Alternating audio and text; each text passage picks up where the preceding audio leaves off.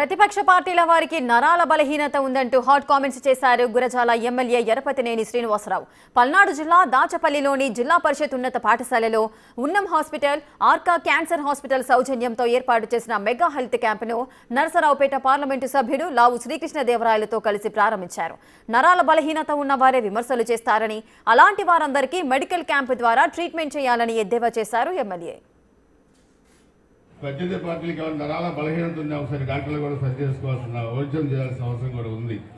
ఎందుకంటే విమర్శలు చేయకుండా నరాల బలహీనత ఉన్న వాళ్ళు విమర్శలు చేస్తారు. అలాంటి నరాల బలహీనతకు వైద్యం చేస్తే బాగుంటుందని చెప్పి కూడా ప్రత్యర్థి పార్టీలకి నేను డాక్టర్లను సూచిస్తున్నాను. మంచి చెప్పాలి, చెడు చెప్పాలి. ఏమన్నా ఉంటే సవరణ చేసుకోవడానికి సలహా ఇవ్వాలి తప్పితే నోటికి ఏది పట్టి అది మాట్లాడడం మంచిది కాదని చెప్పి వైద్యం నారాయణ హరి ఎవరు ఏ రంగంలో ఉన్నా,